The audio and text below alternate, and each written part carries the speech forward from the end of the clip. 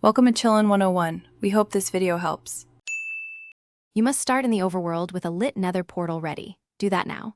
Once done, step through and move toward Y4070 because nether fortresses spawn commonly there. Make sure to keep armor and ranged weapons at hand. Fortresses are hostile and dangerous.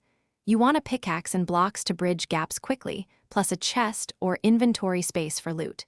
Don't pause, head straight to searching for fortress structures along the nether corridors. You move along the fortress corridors and focus on staircases and enclosed rooms. That's where nether wart naturally generates on soul sand. Once you spot soul sand with wart, break only the wart. Do not destroy the soul sand base. Make sure to loot every chest in the fortress because nether wart can also spawn as chest loot. If you don't immediately find wart, explore connected fortress segments. They often continue for long distances and spawn more patches. You harvest only fully grown nether wart to maximize yield, then replant immediately on soul sand to start exponential growth. Once done, secure the farm with walls and light to keep mobs away. Water won't affect growth, so focus on protection. Make sure to take some soul sand if you plan to transplant the farm to the overworld.